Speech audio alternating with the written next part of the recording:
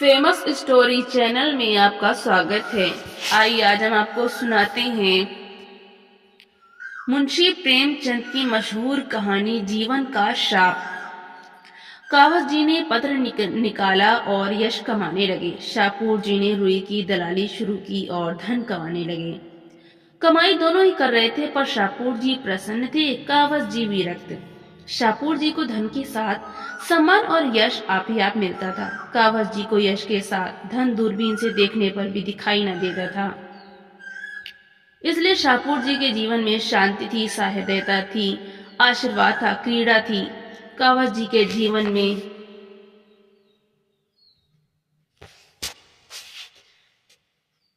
कावस जी के जीवन में अशांति थी, कटुता थी, निराशा थी, उदासीनता थी। धन को तुच्छ समझने की वो बहुत चेष्टा करते थे, लेकिन प्रत्यक्ष को कैसे झुटला देते। शाहपुर जी के घर में विराजने वाले सौजन्य और शांति के सामने उन्हें अपने घर की कला और फूहड़पन से घृणा होती थी।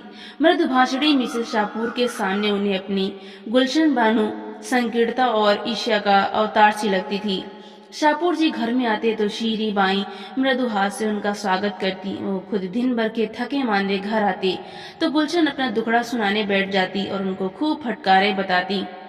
तुम भी अपने को आदमी कहते हो, मैं तो तुम्हें बैल समझती हूँ। बैल बड़ा मेहनती है, गरीब है, संतोषी है, माना, लेकिन उसे विवाह करने का क्या हक था। कावस जी से 1,00,000 बार यह प्रश्न किया जा चुका था कि जब तुम्हें समाचार पत्र निकाल कर अपना जीवन बर्बाद करना था तो तुमने विवाह क्यों किया, क्यों मेरी जिंदगी तबाह कर दी। जब तुम्हें घर में रोटियां ना थी तो मुझे क्यों लाए। इस प्रश्न का जवाब देने की कावस में शक्ति न थी, उन्हें कुछ सूझता ही न था। वो सचमुच अपनी गलती पर पछताते थे। एक बार बहुत तंग आकर उन्होंने कहा था, अच्छा भाई, अब तो जो होना था हो चुका, लेकिन मैं तुम्हें बांधे तो नहीं हूँ। तुम्हें जो पुरुष ज्यादा सुखी रह सके उसके साथ जाकर रहो। अब मैं क्या कहूँ, आमदनी नहीं बढ़ती तो मैं क्या करूँ। क्या चाहती हो, जान दे दूं। इस पर गुलशन ने उनके दोनों कान पकड़कर जोर से ऐंठे और गालों पर 2 तमाचे लगाए और पैनी आंखों से काटती हुई बोली, अच्छा अब चोट संभालो, नहीं तो अच्छा ना होगा। ऐसी बात मुंह से निकालते तुम्हें लाज नहीं आती। हयादार होते तो चुल्लू भर पानी में डूब मरती। उस दूसरे पुरुष के महल में आग लगा दूंगी, उसका मुंह झुलस दूंगी। तब से बेचारे कावस जी के पास इस प्रश्न का कोई जवाब न रहा।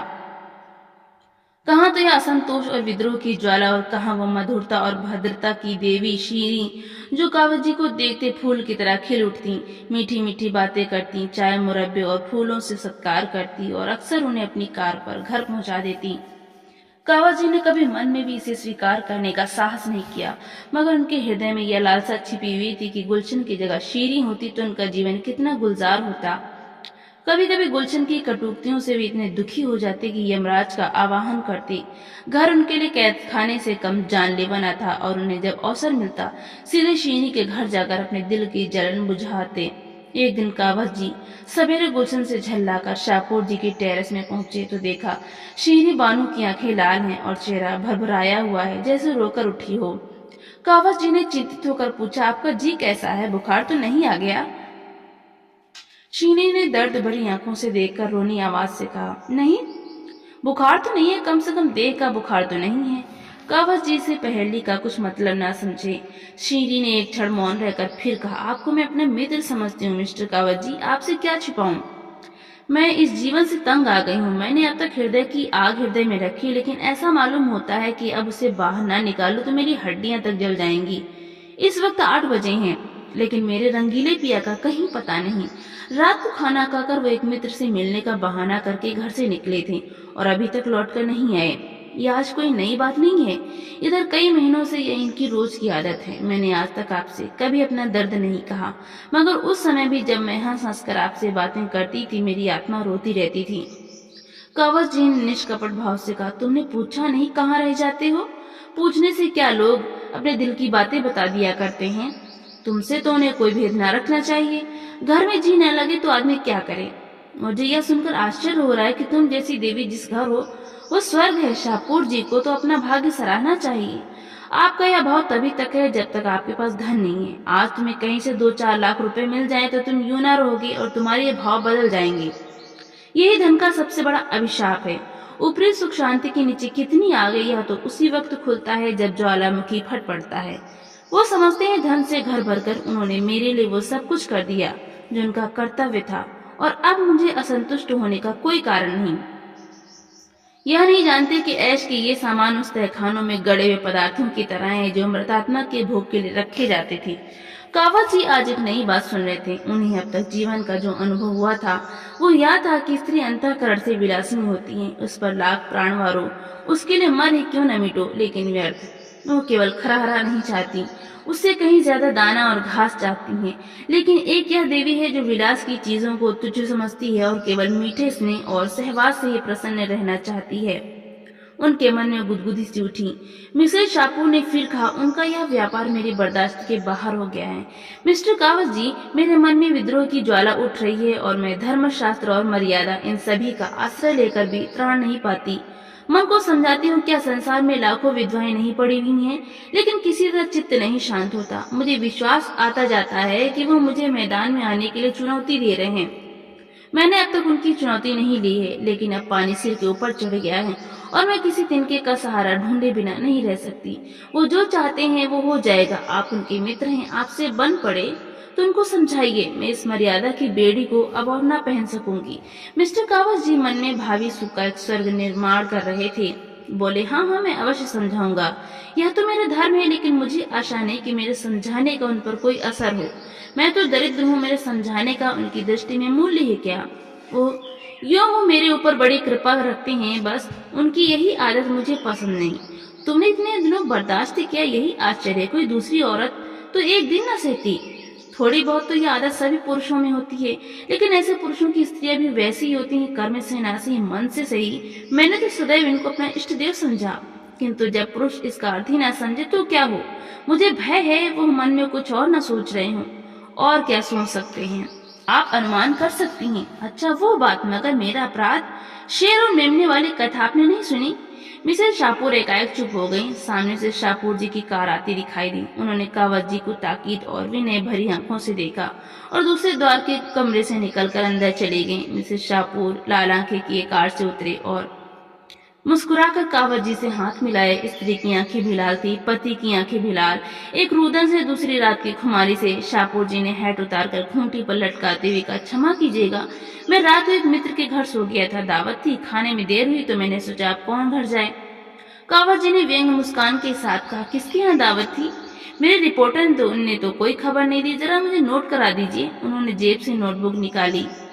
शापूर जी ने सतर्क होकर कहा, ऐसी कोई बड़ी दावत नहीं थी जी, 2-4 मित्रों का प्रीति भोज था। फिर भी तो समाचार तो जानना चाहिए। जिस प्रीति भोज में आप जैसे प्रतिष्ठित लोग शरीक हों वो साधारण बात नहीं हो सकती। क्या नाम है मेजबान साहब का? आप चौंकेंगे तो नहीं? बताइए तो। मिस गौहर। मिस गौहर? जी हाँ, आप चौंक क्यों गए? क्या आप इसे तस्लीम नहीं करते कि दिन भर पयाने पाई से सिर मारने के बाद मुझे कुछ मनोरंजन करना है का भी अधिकार है? नहीं तो जीवन भार हो जाए। मैं इसे नहीं मानता। क्यों? इसीलिए कि मैं इस मनोरंजन को अपनी ब्याहिता स्त्री के प्रति अन्याय समझता हूँ। शापूर जी नकली हंसी हंसे। यही दक्यानुसी बात। आपको मालूम होना चाहिए आज का समय ऐसा कोई बंधन स्वीकार नहीं करता, और मेरा ख्याल है कि कम से कम इस विषय में आज का समाज एक पीढ़ी पहले के समाज से कहीं परिष्कृत है। अब देवियों का यह अधिकार स्वीकार किया जाने लगा है, यानी देवियां पुरुषों पर हुकूमत कर सकती हैं उसी तरह जैसे पुरुष देवियों पर हुकूमत कर सकते हैं। मैं इसे नहीं मानता। पुरुष स्त्री का मोहताज नहीं है, स्त्री पुरुष की मोहताज है। आपका आशय यही तो है कि स्त्री अपने भरण पोषण के लिए पुरुष पर अवलंबित है। अगर आप इन शब्दों में कहना चाहते हैं तो मुझे कोई आपत्ति नहीं, मगर अधिकार के बागडोर जैसे राजनीति में वैसे समाज नीति में धनबल के हाथ रही है और रहेगी। अगर दैव योग से धनोपार्जन का काम स्त्री कर रही हो और पुरुष कोई काम न मिलने के कारण घर बैठा हो, तो स्त्री को अधिकार है कि अपना मनोरंजन जिस तरह चाहे करे। मैं स्त्री को अधिकार नहीं दे सकता। यह आपका न्याय है? बिल्कुल नहीं। स्त्री पर प्रकृति ने ऐसे बंधन लगा दिए हैं जितना वो भी चाहे कि वो जितना भी चाहे पुरुष की भांति स्वच्छंद नहीं रह सकती, और न पशुबल में पुरुष का मुकाबला ही कर सकती हैं। हाँ, गृहिणी का पद त्याग कर या अप्राकृतिक जीवन का आश्रय लेकर वो सब कुछ कर सकती है। आप लोग उसे मजबूर कर रहे हैं कि अप्राकृतिक जीवन का आश्रय ले। मैं ऐसे समय की कल्पना ही नहीं कर सकता जब पुरुषों का आधिपत्य स्वीकार करने वाला औरतों का काल पड़ जाए। कानून और सभ्यता मैं नहीं जानता। पुरुषों ने स्त्रियों पर हमेशा राज किया है और करेंगे। सहसा कावत जी ने पहलू बदला। इतनी थोड़ी सी देर में ही वो अच्छे खासे कूटनीति चतुर हो गए थे। शाहपुर जी को प्रशंसा सूचक आंखों से देखकर बोले, तो हम और आप दोनों एक विचार के हैं। मैं आपकी परीक्षा ले रहा था। मैं भी स्त्री को गृहिणी, माता और स्वामिनी सब कुछ मानने को तैयार हूँ, पर उसे स्वच्छंद नहीं देख सकता। अगर कोई स्त्री स्वच्छंद होना चाहती है तो उसके लिए मेरे घर में स्थान नहीं है। अभी मिसेस शाहपुर की बातें सुनकर मैं दंग रह गया। मुझे इसकी कल्पना भी न थी कि कोई नारी मन में इतने विद्रोहात्मक भावों को स्थान दे सकती है। मिस्टर शाहपुर की गर्दन की नसें तन गई, नथने फूल गए। कुर्सी से उठकर बोले, अच्छा तो अब शीरीन ने यह ढंग निकाला। मैं अभी उससे पूछता हूँ, आपके सामने पूछता हूँ, अभी फैसला कर डालूंगा। मुझे उसकी परवाह नहीं है, किसी की परवाह नहीं है। बेवफा औरत, जिसके हृदय में जरा भी संवेदना नहीं, जो मेरे जीवन में जरा सा आनंद भी नहीं सह सकती, चाहती है मैं उसके अंचल में बंद बंद घूमूं। शाहपुर से आशा रखती है। अभागिनी भूल जाती है कि आज मैं आंखों का इशारा कर दूं तो 101 शीरियां मेरी उपासना करने लगे। जी हाँ, मेरे इशारों पर नाचे। मैंने इसके लिए जो कुछ किया बहुत कम पुरुष स्त्री के लिए करते हैं। मैंने उन्हें ख्याल आ गया कि वो जरूरत से ज्यादा बहके जा रहे हैं। शीरी की प्रेम में सेवाएं याद आई। रुक कर बोले, लेकिन मेरा ख्याल है कि वो अब भी समझ से काम ले सकती है। मैं उसका दिल नहीं दुखाना चाहता। मैं यह भी जानता हूँ कि वो ज्यादा से ज्यादा जो कर सकती है वो शिकायत है। इसके आगे बढ़ने की हिमाकत वो नहीं कर सकती। औरतों को मना लेना बहुत मुश्किल नहीं है, कम से कम मुझे तो यही तजर्बा है। कावत जी ने खंडन किया, तेरा तजर्बा तो कुछ और है। हो सकता है, मगर आपके पास खाली बातें हैं, मेरे पास लक्ष्मी का आशीर्वाद है। जब मन में विद्रोह के भाव जम गए तो लक्ष्मी के टाले भी नहीं टल सकते। शाहपुर जी ने विचारपूर्ण भाव से कहा, शायद आपका विचार ठीक है। कई दिन के बाद कावत जी की शीरी से पार्क में मुलाकात हुई। वो इसी अवसर की खोज में थे। उनका स्वर्ग तैयार हो चुका था, केवल उसमें शीरी को प्रतिष्ठित करने की कसर थी। उस शुभ दिन की कल्पना में वो पागल से हो रहे थे। गुलशन को उन्होंने उसके मौके भेज दिया था, उसके मैके भेज दिया था। भेज क्या दिया था, वो रूठ कर चली गई थी। जब शीरी उनकी दरिद्रता का स्वागत कर रही है तो गुलशन की खुशामद क्यों की जाए। लपक कर शीरी से हाथ मिलाकर बोले, आप खूब मिली, मैं आज आने वाला था। शीरी ने गिला करते हुए कहा, आपकी राह देखते देखते आंखें थक गईं। आप भी जबानी हमदर्दी ही करना जानते हैं। आपको क्या खबर इन कई दिनों में मेरी आंखों से कितने आंसू बहे हैं। कावत जी ने शीनी बानू की उत्कंठापूर्ण मुद्रा देखी, जो बहुमूल्य रेशमी साड़ी की आग से और भी दमक उठी थी, और उनका हृदय अंदर से बैठता हुआ जान पड़ा। वो छात्र किसी दशा भी जो आज अंतिम परीक्षा पास कर चुका हो और जीवन का प्रश्न उनके सामने अपने भयंकर रूप में खड़ा हो। काश वो कुछ दिन और परीक्षाओं की भूल भुलैया में जीवन के स्वप्नों का आनंद ले सकता। उस स्वप्न के सामने यह सत्य कितना डरावना था। अभी तक कावत जी ने मधुमक्खी का शहद ही चखा था। इस समय वो उनके मुख पर मंडरा रही थी और वो डर रहे थे कि कहीं डंक ना मारे। दबी हुई आवाज से बोले, मुझे ये सुनकर बड़ा दुख हुआ। मैंने तो शाहपुर को बहुत समझाया था। शीरी ने उनका हाथ पकड़कर एक बेंच पर बिठा दिया और बोली, उन पर आप समझाने बुझाने का कोई असर न होगा, और मुझे क्या गरज पड़ी है कि मैं उनके पांव सहलाती रहूं। आज मैंने निश्चय कर लिया है, अब उस घर में लौट कर ना जाऊंगी। अगर उन्हें अदालत में जलील होने का शौक है तो मुझ पर दावा करें, मैं तैयार हूँ। मैं जिसके साथ नहीं रहना चाहती उसके साथ रहने के लिए ईश्वर भी मुझे मजबूर नहीं कर सकता। अदालत क्या कर सकती है। अगर तुम मुझे आश्रय दे सकते हो तो मैं तुम्हारी बनकर रहूंगी। तब तक तुम मेरे पास रहोगे। अगर तुम ही इतना आत्मबल नहीं है तो मेरे लिए दूसरे द्वार खुल जाएंगे। अब साफ साफ बतलाओ, क्या वो सारी सहानुभूति जबानी थी। कावत जी ने कलेजा मजबूत करके कहा, नहीं नहीं शीनी, खुदा जानता है मुझे तुमसे कितना प्रेम है। तुम्हारे लिए मेरे हृदय में स्थान है। मगर गुलशन को क्या करोगे। उसे तलाक दे दूंगा। हाँ, यही मैं भी चाहती हूँ। मैं तुम्हारे साथ चलूंगी अभी इसी दम। शाहपुर से मेरा कोई संबंध नहीं है। कावत जी को अपने दिल में कंपन का अनुभव हुआ। बोले, लेकिन अभी तो वहाँ कोई तैयारी नहीं है। मेरे लिए किसी तैयारी की जरूरत नहीं। तुम सब कुछ हो, टैक्सी ले लो, मैं इसी वक्त चलूंगी। कावत जी टैक्सी की खोज में पार्क से निकले। वो एकांत में विचार करने के लिए थोड़ा सा समय चाहते थे। इस बहाने से उन्हें समय मिल गया। उन पर वो अब जवानी का नशा नहीं था जो विवेक की आंखों पर छाकर बहुधा में गड्ढे में गिरा देता है। अगर कुछ नशा था तो अब तक हिरन हो चुका था। वो किस फंदे में गला डाल रहे हैं वो खूब समझते थे। शाहपुर जी उन्हें मिट्टी में मिला देने के लिए पूरा जोर लगाएंगे, यह भी उन्हें मालूम था। गुलशन उन्हें सारी दुनिया में बदनाम कर देगी, यह भी वो जानते थे। ये सब विपत्तियां झेलने को वो तैयार थे। शाहपुर की जबान बंद करने के लिए उनके पास काफी दलीलें थीं। गुलशन को भी स्त्री समाज में अपमानित करने का उनके पास काफी मसाला था। डर था तो यह कि शीरी का यह प्रेम टिक सकेगा या नहीं। अभी तक शीरी ने केवल उनके सौजन्य का परिचय पाया है, केवल उनकी न्याय, सत्य और उदारता से भरी बातें सुनी हैं। इस क्षेत्र में शाहपुर जी से उन्होंने बाजी मारी है, लेकिन उनके सौजन्य और उनकी प्रतिमा का जादू, उनके बेसरो सामान घर में कुछ दिन रहेगा, इसमें उन्हें संदेह था। हलवे की जगह चुपड़ी रोटियां भी मिले तो आदमी सब्र कर सकता है, रूखी भी मिल जाए तो वो संतोष कर लेगा, लेकिन सूखी घास सामने देकर तो ऋषि मुनि भी जामे से बाहर हो जाएंगे।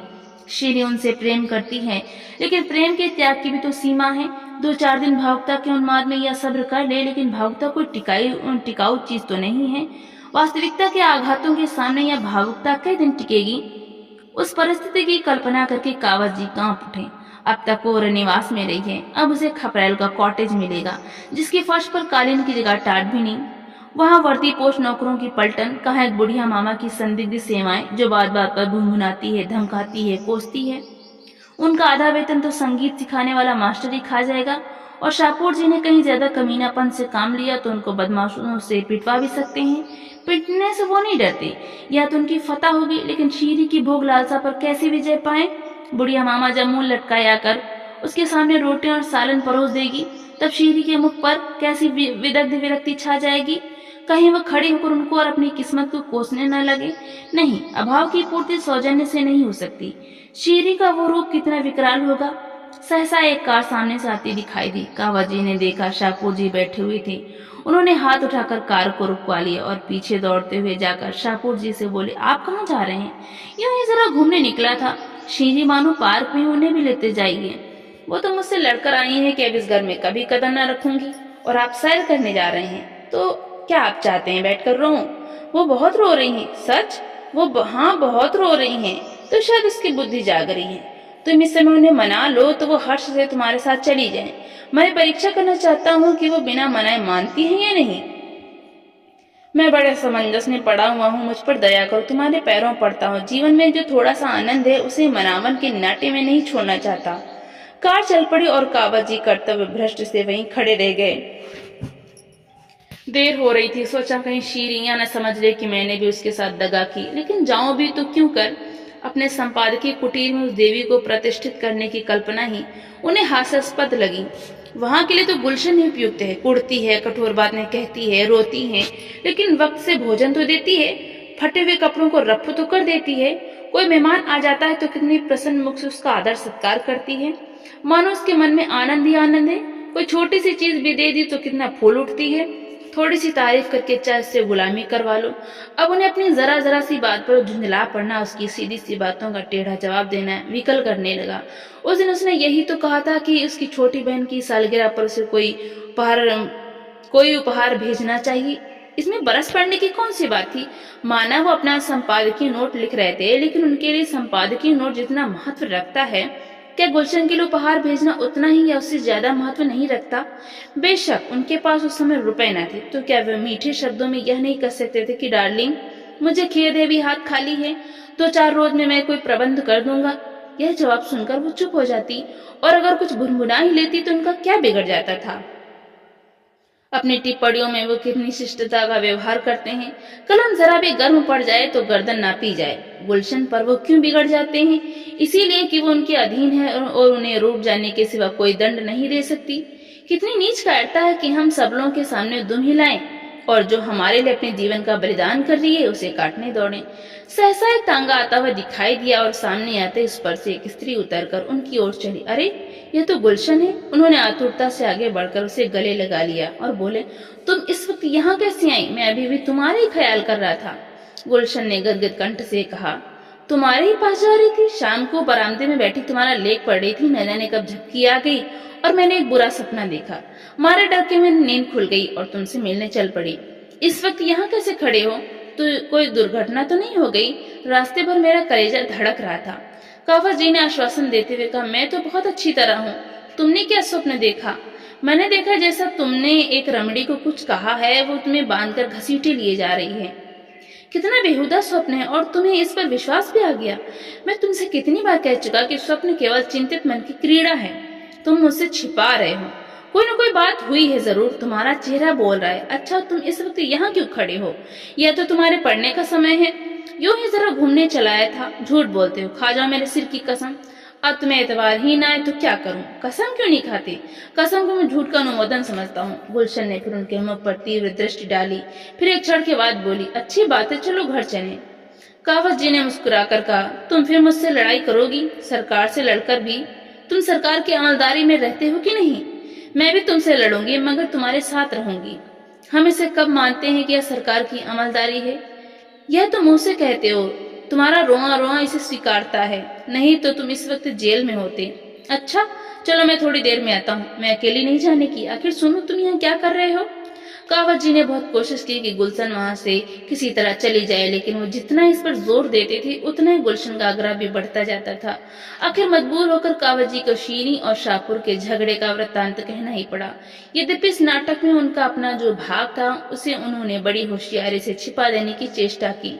गुलशन ने विचार करके कहा, तो तुम्हें भी यह सनक सवार हुई? कावत जी ने तुरंत प्रतिवाद किया, कैसी सनक, मैंने क्या किया?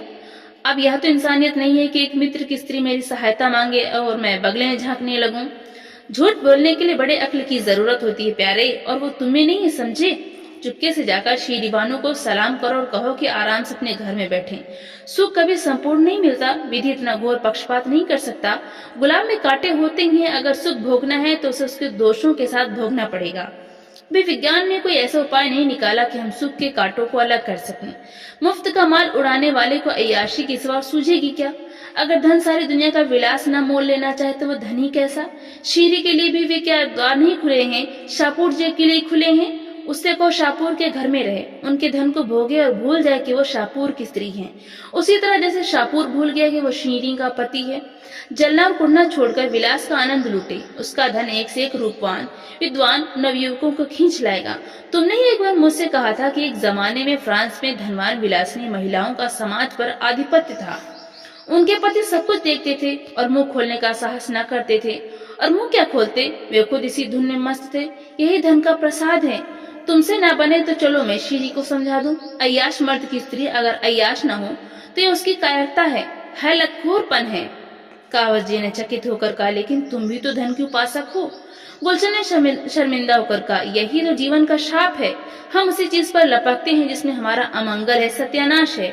मैं बहुत दिन पापा के इलाके में रही हूँ। चारों तरफ किसान और मजदूर रहते थे। बेचारे दिन भर पसीना बहाते थे, शाम को घर जाते। अय्याशी और बदमाशी का कहीं नाम न था। और यहाँ शहर में देखती हूँ कि सभी बड़े घरों में यही रोना है। सबके सब हथकंडों से पैसे कमाते हैं और अस्वाभाविक। तो दोस्तों, आपको ये कहानी कैसी लगी? ज्यादा से ज्यादा लाइक करें, शेयर करें और कमेंट करके हमें जरूर बताएं। और हिंदी साहित्य की ऐसी ही कहानियां सुनने के लिए हमारे चैनल को सब्सक्राइब करना बिल्कुल भी ना भूलें। तो मिलते हैं अगली नई कहानी के साथ। बहुत बहुत धन्यवाद।